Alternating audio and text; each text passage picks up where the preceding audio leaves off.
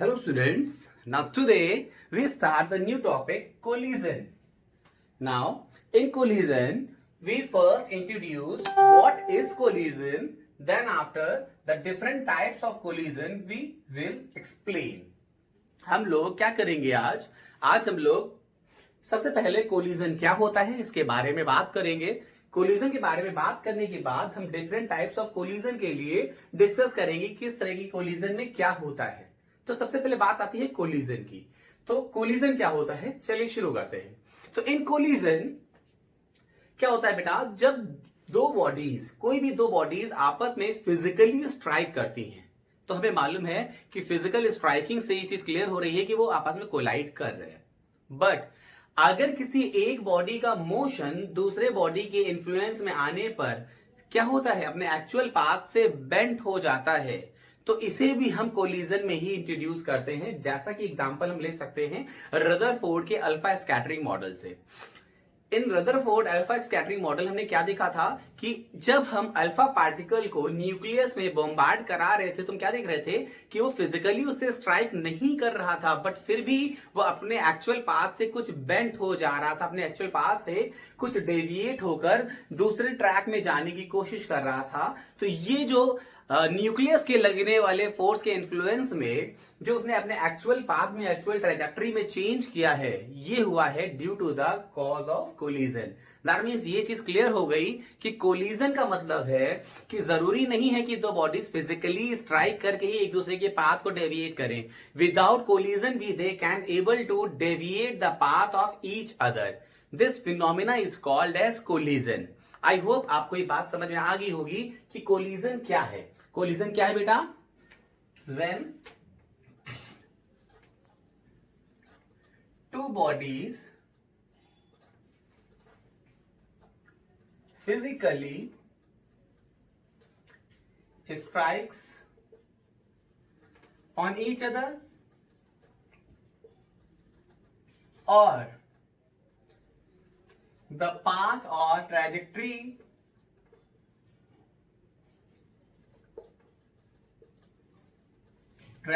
of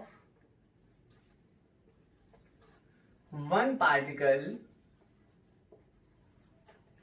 deviated due to influence of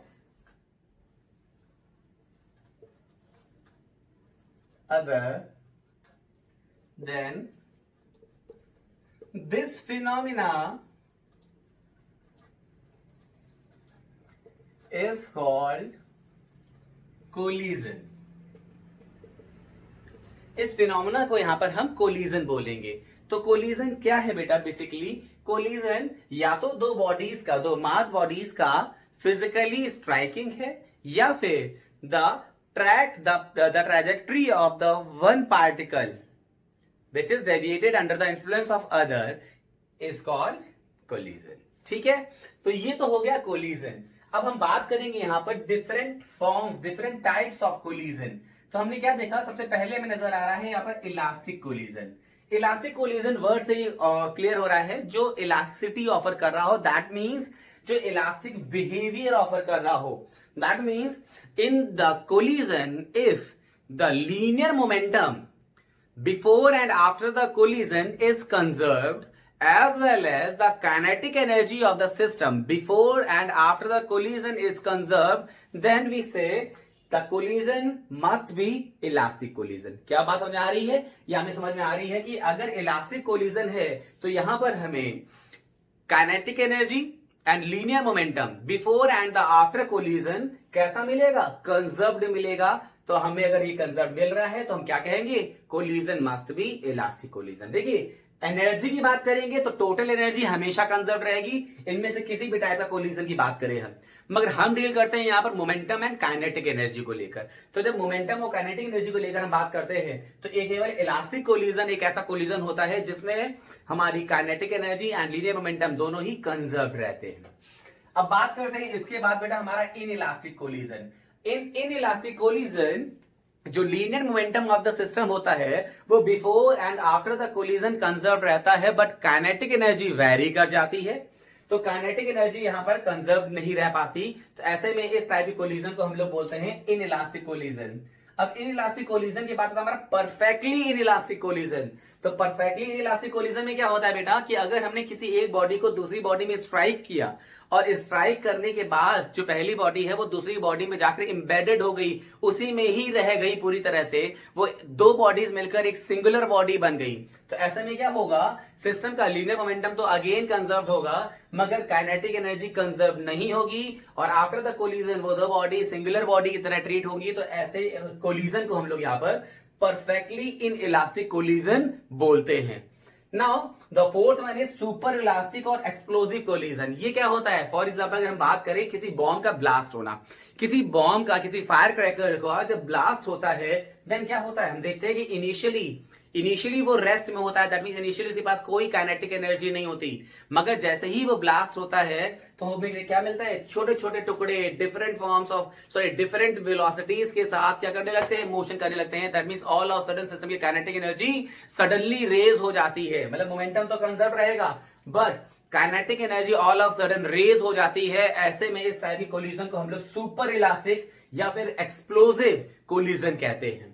इसके बाद हमारे पास अनदर फॉर्म आते हैं हेड ऑन या फिर वन डायमेंशनल कोलिजन। ये वर्ड से क्लियर हो रहा है, दैट मींस जो हेड टू हेड कोलिजन कर रहे हैं और after the collision same direction में जा रहे हैं या फिर जस्ट अपोजिट डायरेक्शन में जा रहे हैं। That means after the collision if the two bodies are moving in same direction or opposite direction, that means at all both the bodies lies in same line of action, then the collision is said to be head on or one dimensional collision। इसी का जैसे opposite हमारा oblique और two dimensional collision में आता है कि अगर दो बॉडीज आपस में कोलाइड करने के बाद, कोलिजन करने के बाद एक दूसरे से डिफरेंट डायरेक्शन में जा रही हैं, सेम एक्सिस को फॉलो नहीं कर रही हैं, तो ऐसे में वो एक प्लेन कवर करती हैं, एक सरफेस ऑक्यूपाई कर लेती हैं। ऐसे में इस कोलिजन को हम लोग यहाँ पे 2D टू डायमेंशनल या फिर ऑब्लिक कोलिजन बोलते हैं। तो ये था बेटा हमारा कोलिजन और कोलिजन के डिफरेंट टाइप्स। अब हमारे सिलेबस में जो हमें डिस्कस करना है वो करना है इलास्टिक कोलिजन को।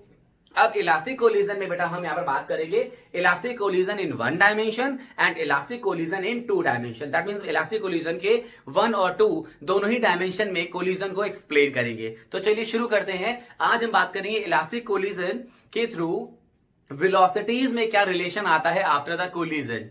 चलिए देखते हैं यहां पर। तो आज के टर्म में हम elastic collision in one dimension को स्टडी करेंगे और इसके बाद उसको स्टडी करने के बाद हम उसकी वेलोसिटीज का रिलेशन निकालेंगे। वेलोसिटीज की वैल्यू हम इन नेक्स्ट लेक्चर निकालेंगे और उसके बाद उसके डिफरेंट केसेस के बारे में भी हम नेक्स्ट लेक्चर में स्टडी करेंगे। तो सबसे पहले हम बात करेंगे यहां पर अब इलास्टिक कोलिजन इन 1D मतलब वन डायमेंशन में। 1D का मतलब क्लियर हो रहा है, अभी लास्ट में बोला था हेड ऑन कोलिजन, मतलब इलास्टिक भी है और वन डायमेंशनल भी है। इसका मतलब क्या हो रहा है कि दो बॉडीज, दो मास बॉडीज अगर हम लेट करें M1 और M2 और वो इनिशियल वेलोसिटीज U1 और U2 से एक ही डायरेक्शन में चल रही हैं, एक ही लाइन ऑफ एक्शन में चल रही हैं, आपस में कोलिजन कर रही हैं। कोलिजन करने के बाद भी क्योंकि वन डायमेंशनल है तो उसी लाइन ऑफ एक्शन में रहेंगी। तो ऐसे में जब वो उसी लाइन ऑफ एक्शन में रहेंगी तो वो हमारा कोलिजन हो जाएगा 1D। इलास्टिक से क्या बेनिफिट मिलेगा, इलास्टिक से ये बेनिफिट मिलेगा कि हमें पहले से इंफॉर्मेशन मिल गई कि उसका linear momentum before and after collision and kinetic energy before and after collision conserved रहने वाली है। तो सबसे पहले हमने क्या किया, सबसे पहले हमने कंसीडर किया, consider two mass bodies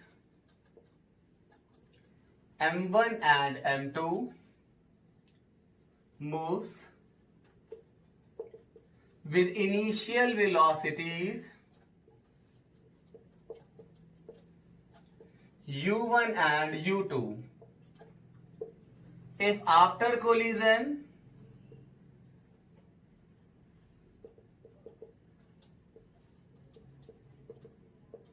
velocities obtained V1 and V2, then अब देखिएगा हमने यहां पे दो मास बॉडीज कंसीडर करी, एक M1 और दूसरी M2। मैंने कहा M1 मूव कर रही थी with the velocity U1 and M2 move कर रही थी with the velocity U2। By default यहां पे हमने जो कंसीडरेशन ले रखा है हमने कहा U1 is greater than U2। देखिए अगर U1 की वैल्यू U2 से बड़ी लेंगे तभी ये M1 मास पीछे से आकर इसको हिट करेगा। अब अगर ये आपस में हिट करेंगे तो हिट करने पर क्या होगा, इनकी वेलोसिटीज जो है वो आपस में एक्सचेंज होगी और फाइनल वेलोसिटीज क्या बन जाएंगी। मैंने कहा यहाँ पर m1 अब मूव कर रहा है विद द वेलोसिटी v1 और m2 अब मूव कर रहा है विद द वेलोसिटी v2। अभी v1 v2 सेम डायरेक्शन में जाएंगी या अपोजिट डायरेक्शन में जाएंगी, ये इनके रिजल्ट, इनके डिफरेंट केसेस एक्सप्लेन करेंगे। तो चलिए सबसे पहले हम वो यूज करने वाले हैं यहाँ पर जिससे इनकी वेलोसिटीज का रिलेशन बनेगा, वेलोसिटी ऑफ अप्रोच का और वेलोसिटी ऑफ सेपरेशन का। तो उसके लिए क्या करेंगे, इसके लिए हमारे पास केवल दो ही इंफॉर्मेशन है। सबसे पहली चीज है क्या, by conservation of linear momentum. तो सबसे पहले हम लीनियर मोमेंटम में कंजर्वेशन के बेसिस में बात करने वाले हैं। तो उसके बेसिस में यहां पे क्या आ जाएगा, as we know that the momentum before collision must be equal to the momentum after the collision. अब एक काम करेंगे, सेम मासेस वाले टर्म्स एक साथ कर देंगे अपोज और तो m1 u1 हमने एक साथ कर दिया m1 v1 के, और m2 v2 को m2 u2 के। अब m1 यहां से कॉमन ले लेंगे, so it will become u1 minus v1। इधर से m2 कॉमन ले लेंगे बेटा, so it will become v2 minus u2। इसको हम फर्स्ट एक्सप्रेशन कंसीडर करके यहां पर छोड़ देंगे। अब इसके बाद हम बात करने वाले हैं कंजर्वेशन ऑफ काइनेटिक एनर्जी की। अब कंजर्वेशन ऑफ काइनेटिक एनर्जी को एक्सप्लेन करने के लिए यहां पर थोड़ा सा ऊपर से रब कर दे रहे हैं।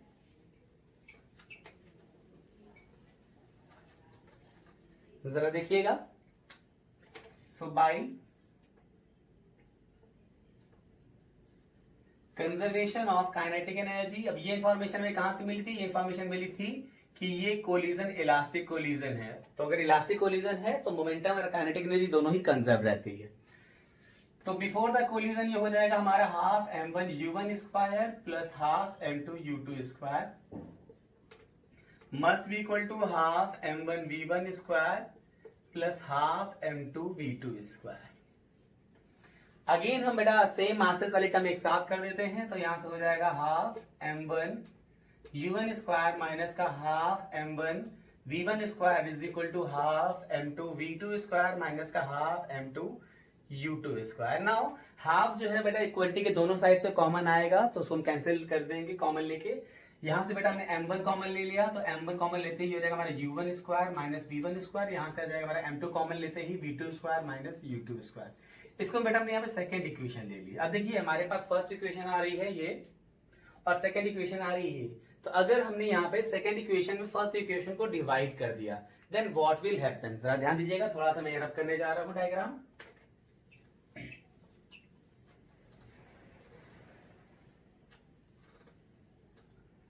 अब अगर मैंने सेकेंड इक्वेशन में फर्स्ट इक्वेशन डिवाइड कर दी तो ये क्या हो जाएगा, ये हो जाएगा हमारा m1 u1 square minus v1 square is equal to m2 v2 square minus u2 square. This one is divided by m1 u1 minus v1, this one is m2 v2 minus u2। अब देखिए ये लिखा हुआ a square minus b square, so we can say that this one is a minus b a plus b. That means यहाँ पर कह सकते हैं u1 minus v one into u1 plus V1. यहाँ पे कह सकते हैं v2 minus u2 into v2 plus u2। तो ऐसे में ये जो u1 माइनस वी1 का एक टर्म यहाँ से कैंसिल हो जाएगा, v2 माइनस u2 का एक टर्म यहाँ से कैंसिल हो जाएगा, m2 से m2 कैंसिल हो जाएगा, m1 से m1 कैंसिल हो जाएगा। तो यहाँ से मैं क्या मिलने वाला है, यहाँ से मिलने वाला है u1 plus v one is equal to v2 plus u2। अब देखिए अब यहाँ पे हम क्या करेंगे, यहाँ पर हम before and after the collision की वेलोसिटीज को इंट्रोड्यूस करेंगे। सो ये हो जाएगा हमारा u1 minus u2 which is equal to v2 minus v1। तो देखिए u1 माइनस u2 मतलब क्या हो गया, u1 वो वेलोसिटी थी जिससे m1 मास m2 के क्लोज आ रहा था, m2 को अप्रोच कर रहा था। तो ये बेसिकली हमारे पास आ गई रिलेटिव वेलोसिटी ऑफ अप्रोच,